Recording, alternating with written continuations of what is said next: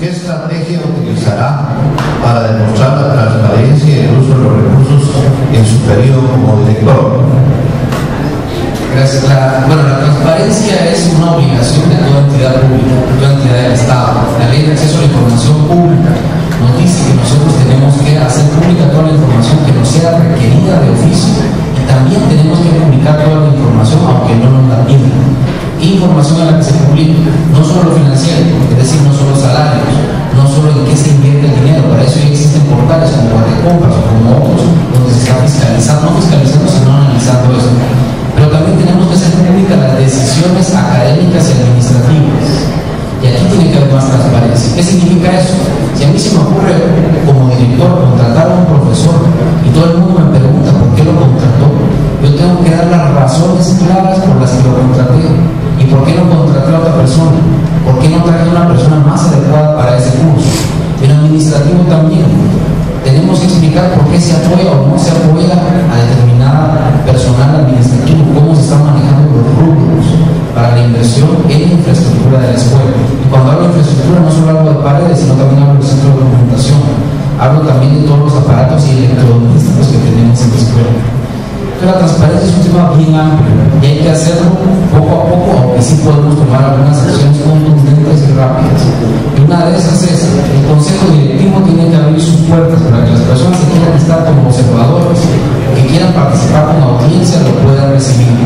Es decir, que no sea un espacio selecto donde no se conocen las actas, no son presentadas en electrónico y donde no hay una asamblea mensual donde el consejo directivo rinda cuentas a toda la comunidad de la Escuela de Ciencia Política de dónde se está invirtiendo tanto los recursos administrativos y financieros como los recursos académicos. La transparencia es un tema amplio y es parte del gran proceso de reforma universitaria. Muchas gracias.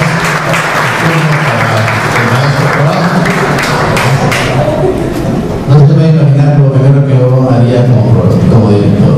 Primero, no tener un candidato oficial, no apoyar un candidato oficial, que ahí empieza la transparencia, cómo dar la libertad de que se elija democráticamente. Segundo, también dar, tener claridad en lo que se va a invertir. Ahora, en la actualidad, no sabemos cómo se invierten esos 8 millones que disponemos. Así de que tenemos que tener claro las partidas, publicar, abrir las puertas de la escuela para que todos sepamos en qué estamos invirtiendo, cuánto invertimos en profesores, en administrativos, en investigaciones. Imagínense, por ejemplo, en este caso uno pregunta qué la cantidad de personas que tenemos, pero no estamos productos. Pero al final lo que se busca es que cada gasto, que cada acción que se haga sobre el presupuesto global lo puedan conocer, pero es que no escondamos información, que tengamos una página donde podamos consultar esa información, donde todo lo que hagamos esté plasmado, pues, que no escondamos nada. Incluso hay que hacer una auditoría que demuestre que estamos invirtiendo los fondos o el dinero que tenemos como presupuesto para que conozcamos todos qué es lo que hacemos y qué lo gastamos. Porque de esta manera tenemos muchas dudas o dejamos muchas interrogantes en qué se gasta si nunca dejamos claro en qué se invirtió esa cantidad de fondos que dispone la escuela. Así que necesitamos transparencia y presupuesto. Qué mejor si tenemos una auditoría permanente, que si no la interna, no la externa. Muchas gracias.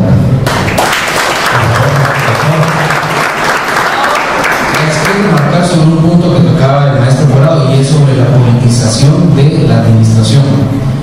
Uno de los puntos de la reforma universitaria es la de lograr hacer que personas que no son políticos de carrera funjan como funcionarios públicos, en este caso como catedráticos, como administrativos.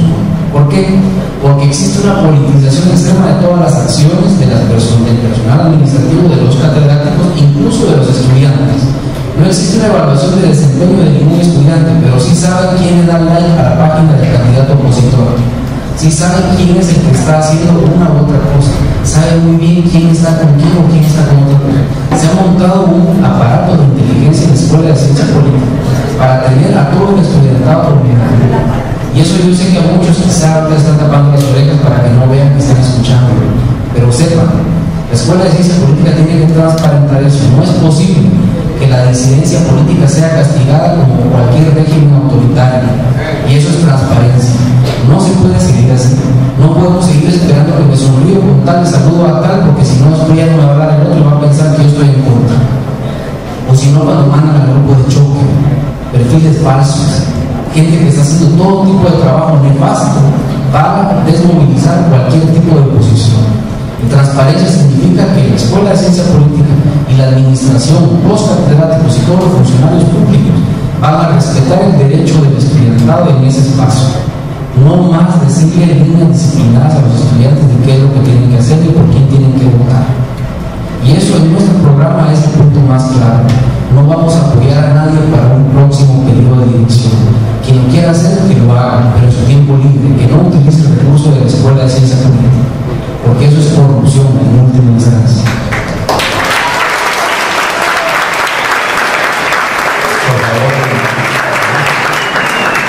Por favor, entonces a preguntarle al maestro Corado.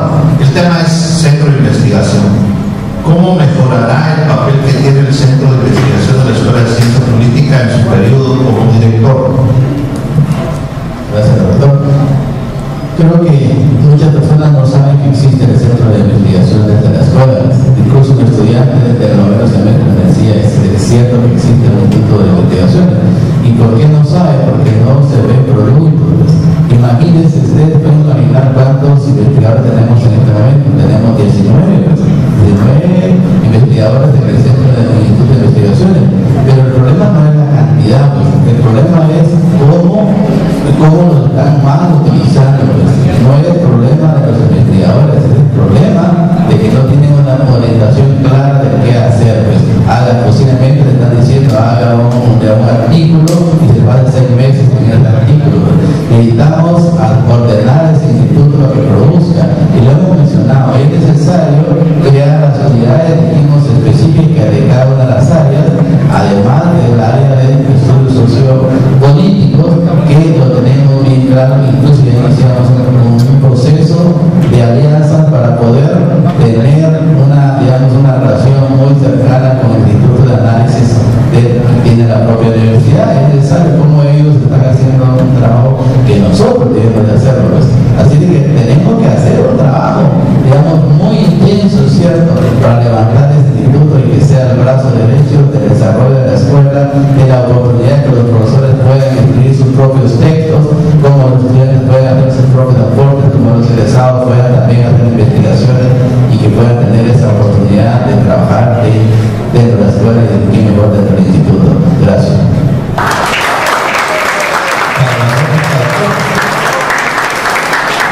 Hay dos grandes concursos de investigación, o sea, donde uno entra a pedir fondos para investigación, en los que la Universidad de San Carlos puede participar. Uno es el de la Dirección General de Investigación, que es el de la DIG, y el otro es el de CONCYT, del Consejo Nacional de Ciencia y Tecnología. O sea, hay grupos para las ciencias sociales. La Escuela de Ciencia Política escasamente ha tenido 1 o 2 investigaciones en toda su historia derivadas de esos fondos. ¿Qué pasa? No somos capaces de hacer alianzas porque hay otros institutos de investigación y se privilegian los institutos de investigación que vayan a presentar investigaciones entre 2 o 3 institutos. Está, por ejemplo, el IDE, está el CEPOL, está otro gran número de institutos de la Universidad de San Carlos con los que se podría trabajar en conjunto. Sin embargo, no sucede. La Universidad de San Carlos no puede manejar recursos de cooperación internacional a menos que exista una dispensa. Es decir, yo no puedo ir a buscar un proyecto en la GTZ, no puedo ir a buscar un proyecto en la Embajada de Noruega que me den 300.000 quetzales, porque en el sistema de la USAC no se puede hacer eso. Habían algunos que manejaban cuenta ajena, se llamaba, y donde se estaba haciendo este tipo de trabajo, de recibir fondos y ellos dosificando. Pero ¿qué pasaba? Resultaba que había consultores que ganaban 15.000 o 20.000 quetzales mensuales, mientras que el salario de un catedrático o de un trabajador de la Universidad de San Carlos con 8 horas y una titularidad 5 o 6 no pasa de 13.000 quetzales. Entonces había una gran diferencia entre los salarios. Los auxiliares de investigación en las instituciones, en las ONGs, muchas veces ganan hasta 10.000 o 15.000. En cambio, en la Universidad de San Carlos no pueden ganar más de 6.000 quetzales. Es algo que hay que tomar en cuenta. El Instituto de Investigaciones tiene que relacionarse con la demás universidad, pero también tiene que ser capaz de lidiar con esas realidades. En la Universidad de San Carlos se gana poco, pero por desgracia los que ganan más son los que están en los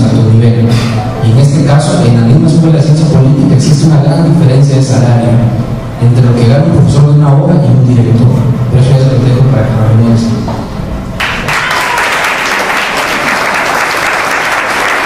Bueno, hemos terminado ya los 4 bloques. Me han informado que compañeras y compañeros han estado pasando unas hojas para que ustedes puedan plantear las preguntas que ustedes quisieran hacerle a los candidatos.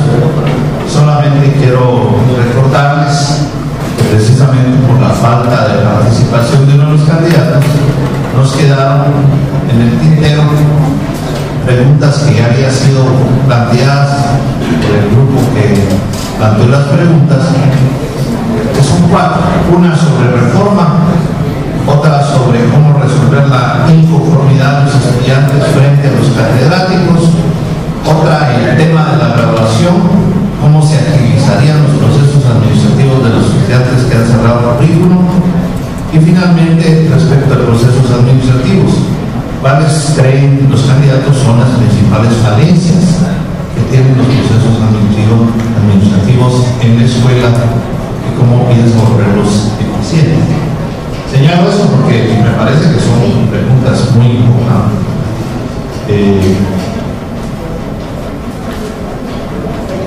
Si ustedes quieren, mientras que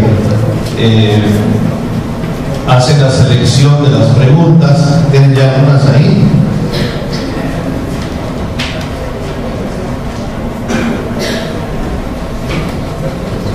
Una pregunta importante, creo que cuaja con una de las que nos quedaron en el tintero para ambos candidatos.